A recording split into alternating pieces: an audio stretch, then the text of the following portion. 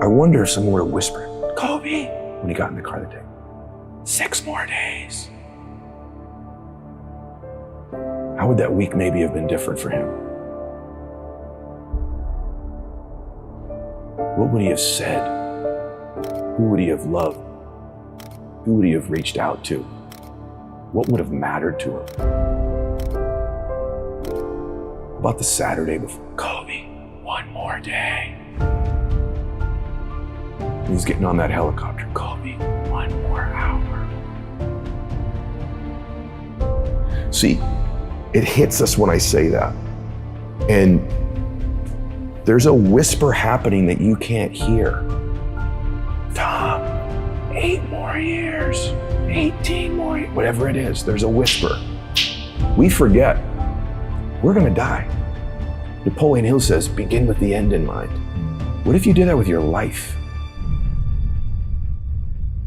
Good evening. We start tonight with some breaking news. So much of the world is just in shock. Retired Los Angeles Lakers basketball star Kobe Bryant has been killed in a helicopter crash. What I've learned is to always keep going. Always. You know, there's been times, particularly early in my career, where it just feels like this is the end. But what I've come to find out is that, you know, no matter what happens, the storm eventually ends. And when the storm does end, you want to make sure that you're ready. And so I've really learned to put one foot in front of the other, good, bad, or indifferent, because eventually that storm passes. Every time I step on a basketball court, I'm going to put a strong effort out there on the floor. I'm not going to leave anything on the floor. Kobe pops out. Kobe's going to go. A couple of left-handed dribbles. Has a look at it. The Lakers win! And always. Everything was done to try to learn how to become a better basketball player. Everything. And so when you have that point of view, then literally the world becomes your library to help you to become better at your craft. And as I'm walking onto the court, who do I see? I see Kobe Bryant, already working out. And I'm like, okay, it's kind of cool, it's Kobe. So I worked out for a good hour and a half. And when I came off, after I was done, I sat down, and of course I still hear the ball bouncing. I look down, I'm like, this guy's still working out? He was working out, it looks like he was in a dead sweat when I got here. Right. And he's still going. And it's not like his moves are nonchalant or lazy. He's doing like game moves, you know? I sit there and I unlace my shoes. I'm like, I want to see how long this goes. So I sit out there and watch another 25 minutes. And he got done. I was like, okay, I think I've seen enough. Go play, you know, come back, get in the sauna, get ready for the game. That game, he drops 40 on us, okay? And after the game is over, I'm like, I have to ask this guy. Like, I have to understand, like, why he works like that. Right. So after the game was over, I'm like, hey, Kobe, like, why were you in the gym for so long? He's like, because I saw you come in. And I wanted you to know that it doesn't matter how hard you work, that I'm willing to work harder than you. Wow. And he's like, there's nothing wrong with that. Like, I'm not saying I dislike you as a person. You inspire me to be better. Right. And it was the first time I started to see this level of competitiveness where I said, I need to start doing more. Right. Wow. Well, I mean, here's the thing. It's like, you know, it's competitiveness, yes, but it's a simple theory or idea to live life by. If you're going to do something, do it to the best of your ability. No matter what it is, if you're going to do it to the best of your ability. If you love what you do and it's making you happy, all the hard work and perseverance will pay off. I once had a guidance counselor tell me that I shouldn't play basketball, that it would never amount to anything for me. His negativity towards me made me strong. You can't stop people from trying to limit your dreams, but you can stop it from becoming a reality. Your dreams are up to you.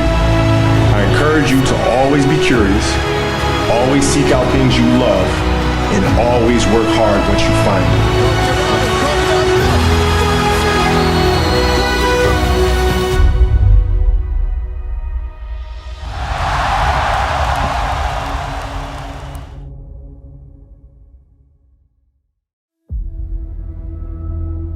The day could be today that your career is over. Now what do you do?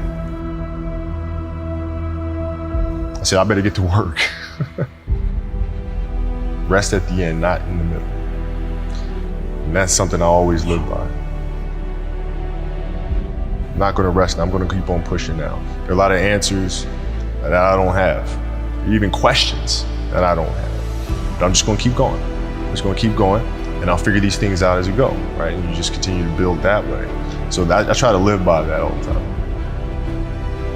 Have a dream, sacrifice for it, and never ever rest in the middle. And I came into the NBA, I was like, man, these dudes really don't work that hard. One of the things I would do is, while everybody would be at the cafeteria work, eating and doing all sort of stuff, I just go back to the job. How can I show you that, no, I have the edge? Well, you do it through training, right? So when I get up in the morning, my daughter goes with me. 4 a.m.? 4 a.m., my 15-year-old goes with me. She goes with me before school, and it becomes a daddy-daughter thing. That's cool. Through that process, she understands the value of hard work. And so it's through those behaviors is where I find the motivation to do it. I think the definition of greatness is to inspire the people next to you. I think that's what greatness is or should be. It's not something that lives and dies with one person. It's how can you inspire a person to then in turn inspire another person, that then inspires another person. And that's how you create something that I think lasts forever. It's not sit around and it's all happy-go-lucky type of thing. Your leader, your job is to get the best out of it. You gotta deal with it, face it, learn from it. It's exciting when you win, it's exciting when you lose, because the process should be exactly the same. But the hardest thing is to face that stuff. But what if today is the day that's it? Now what do you do?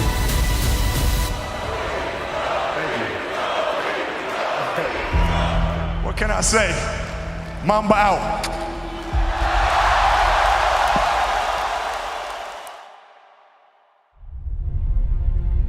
My parents were great. Growing up, they instilled in me the importance of imagination, of curiosity, and understanding that, okay, if you want to accomplish something, I'm not just going to sit here and say, yes, you can do whatever you want. Yes, you can, but you have to also put in the work to get there, right? So they taught me that at a really early age, man. And when you grow up as a kid thinking that the world is your oyster, all things are possible if you put in the work to do it, you grow up having that fundamental belief. Who was more influential for you, your father or mother? Both were influential at different points. Yeah. Right. My mom was there on a daily basis. My father was really influential at a really critical time where I had a summer where I played basketball when I was like 10 or 11 years old. And here I come playing and I don't score 1 point the entire summer. Not one. You didn't score once? Not one. Were you in the game? I was in the game. How'd you not score? Because I was terrible. Not a free throw, nothing. Not a lucky shot, not a breakaway layup, 0 points. And I remember crying about it, being upset about it. My father just gave me a hug and said, listen, whether you score 0 or score 60, I'm gonna love you no matter what. Wow. Now that is the most important thing that you can say to a child. Because from there, I was like, okay, that gives me all the confidence in the world to fail. I have the security there. But to hell with that, I'm scoring 60. Let's go. Right. And from there, I just went to work. I stayed with it. I kept practicing. I think that's when the idea of understanding a long-term view became important. Because I wasn't going to catch these kids in a week. I wasn't going to catch them in a year. Right. So that's when I sat down and said, okay, this is going to take some thought. All right. What do I want to work on first? All right, shooting. All right, let's knock this out. Let's focus on this. Half a year, 6 months, do nothing but shoot. Right after that, all right, creating your own shot. You focus. So I started creating a menu of things. When I came back the next summer, I was a little bit better. And then 14 came around, back half of 13, 14 years old, and then I was just killing everyone. And it happened in 2 years, and I wasn't expecting it to happen in 2 years, but it did, because what I had to do was work on the basics and the fundamentals. But they relied on their athleticism and their natural ability. And because I stick to the fundamentals, it just caught up to me. And then my body, my knees stopped hurting, I grew into my frame. And then your athleticism, once you have the fundamentals, the hard work, the mindset, and you tack on the athleticism, it's game over. Then it was game over. Wow.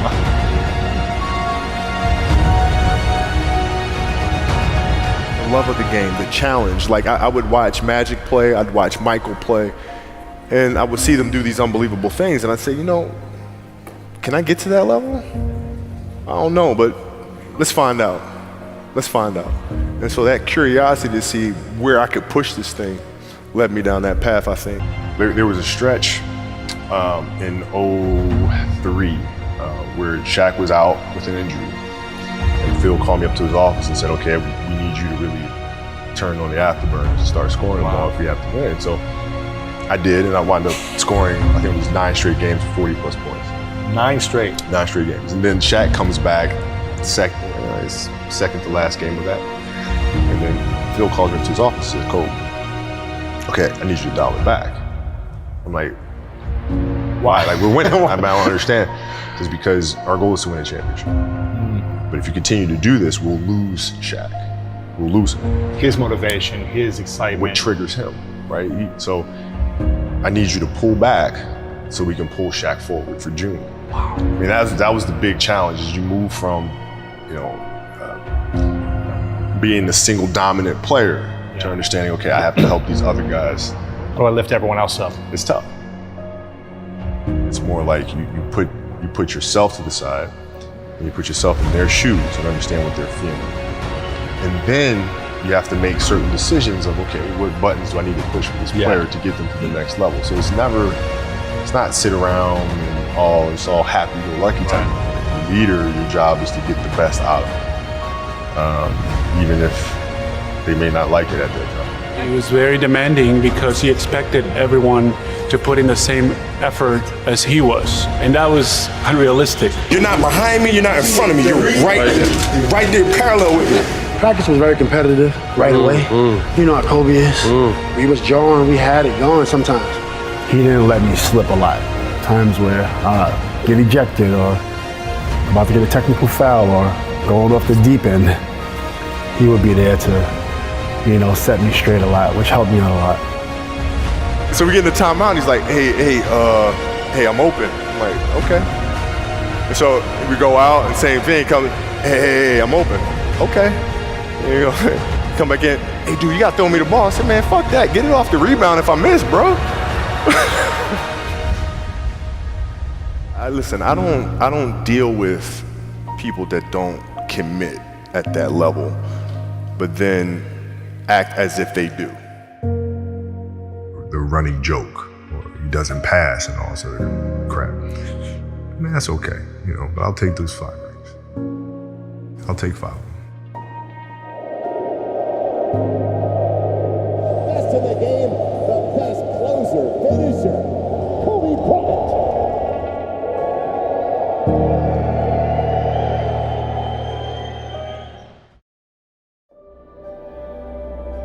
Those times when you get up early and you work hard. Those times when you stay up late and you work hard. Those times when you don't feel like working, you're too tired, you don't want to push yourself, but you do it anyway. That is actually the dream. That's the dream. It's not the destination, it's the journey. And if you guys can understand that, then what you'll see happen is that you won't accomplish your dreams. Your dreams won't come true. Something greater will. It's an amazing thing about passion. If you love something, if you have a strong passion for something, you would go to the extreme to try to understand or try to get it. Whatever you have a love for, if you have to walk, you would go get it. If you have to beg someone, you would go get it. I don't think you guys understand how present you guys were with me. You know, you guys were there with me at 5:30 in the morning when I was running the track and I was midway through my workout. And I didn't know if I could make it through. And I thought about the expectations you guys had for me and you had for our team. And it pushed me through. It got me through those 800s and 400s and 100s at 5:30 in the morning. So I thank you. We're not on this stage just because of talent or ability. We're up here because of 4 a.m. We're up here because of 2-a-days or 5-a-days. We're up here because we had a dream and let nothing stand in our way. If anything tried to bring us down, we used it to make us stronger. We were never satisfied, never finished, will never be retired. My high school English teacher, Mr. Fisk, he had this beautiful quote, and it read, "Rest at the end, not in the middle." And I took that to heart. I believe there's time for resting at the end, but for me, that time is not now. Thank you for this tremendous honor in acknowledging my basketball career, but I'm far from done. My next dream is to be honored one day for inspiring the next generation of athletes to have a dream, sacrifice for it, and never ever rest in the middle. Rest at the end, not in the middle. Be yourself. That's it. Be you. Be you. There's no gimmick. You don't have to contrive anything. Who are you? Where are you today? What is your story? Where does that come from? And if you guys can understand that, then I'm doing my job as a father. Thank you guys so much. I love you. Mamba out.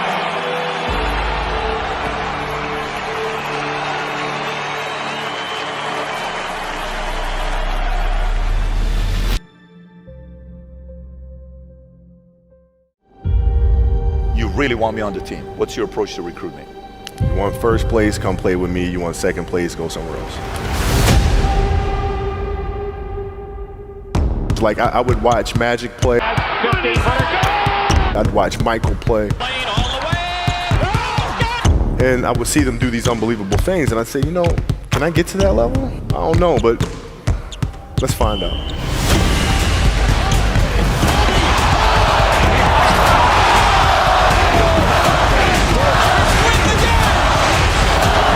That's why he's the best player in the game.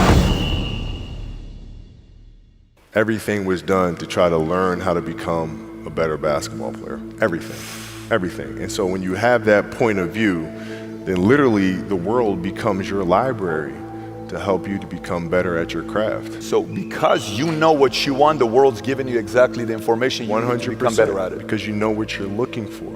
So many guys tell stories about your work ethic.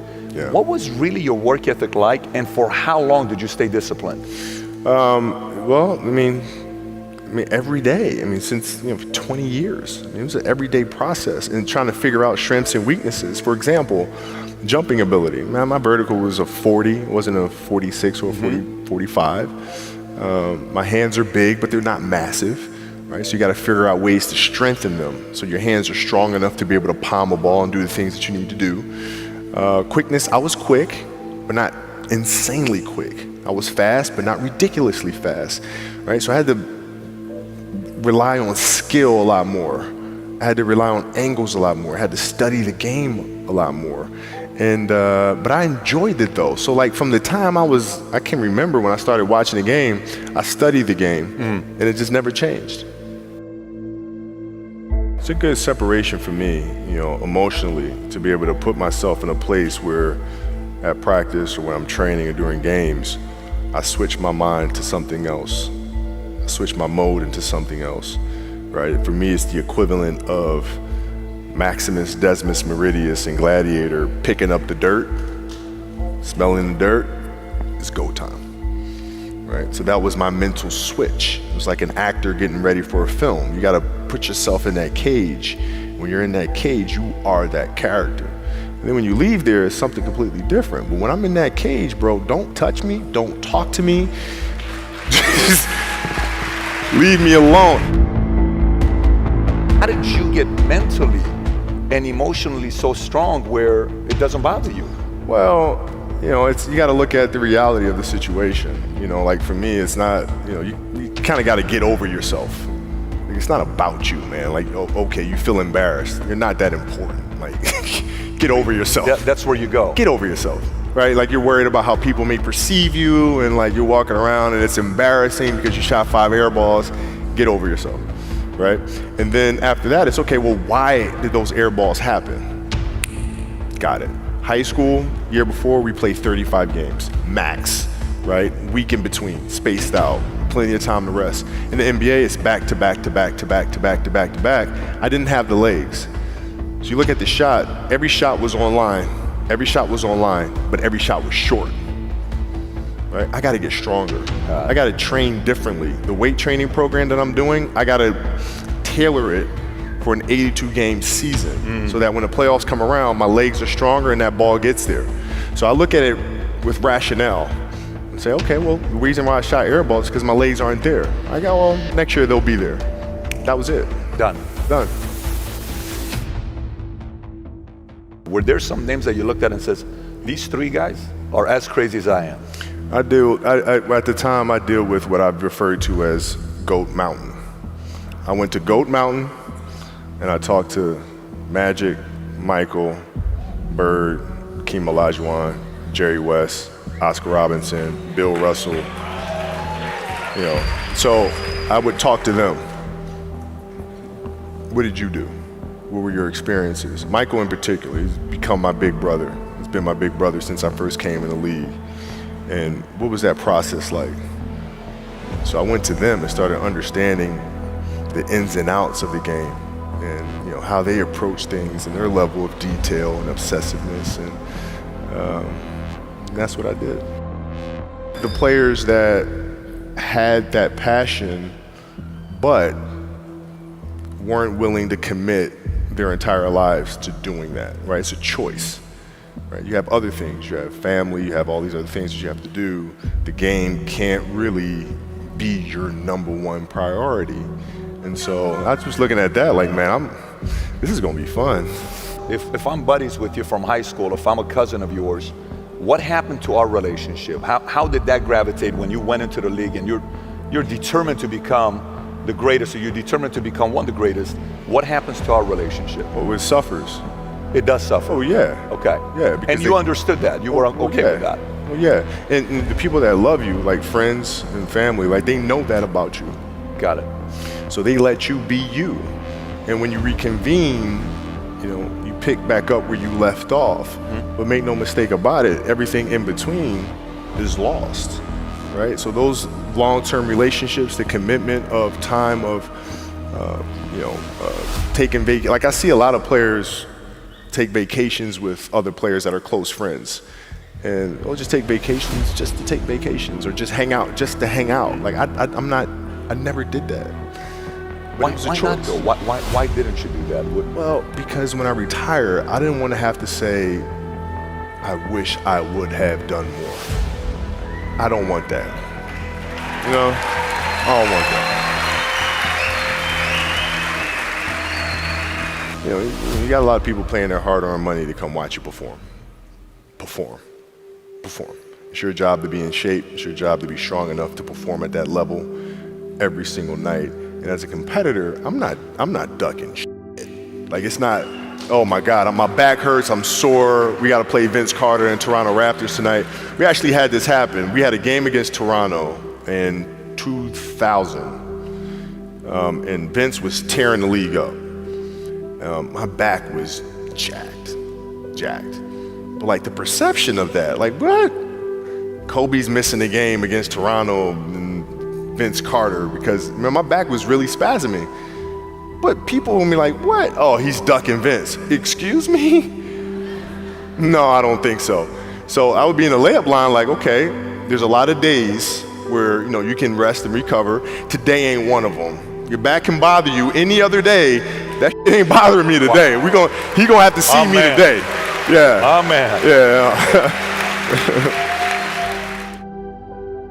If you're looking at big investments you got to make, what is the decision-making process there? Do you call? Is there first you do your own research? You take this much time. You call an advisor. Is there a system you follow? It's pretty simple for me. It's do you understand the business? Is it a business that you can help in some form or fashion? What are the barriers of entry to that business? And then the entrepreneurs themselves, the company itself, right? Do they have a culture that you believe is sustainable? Are these leaders people that you believe in? Are they people that are obsessives? And in turn, have they created a culture of obsessiveness?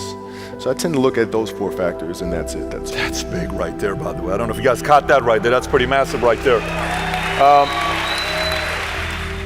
Same determination. What's your current work schedule look like today? It's different because I personally am not writing every word of the novels. I am not animating the films.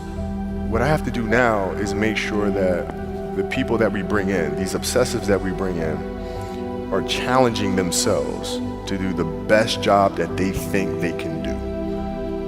That's what I'm there for, is for them to constantly look in the mirror and self-assess and challenge themselves. If we have a project and you're saying, okay, I can do that, that's not the project we want. The projects that say, I don't know if I can animate that. I don't know how to write that story. I don't know how to do that.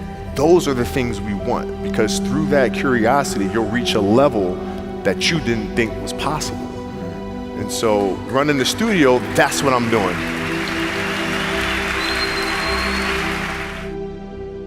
You're playing against the Golden State Warriors.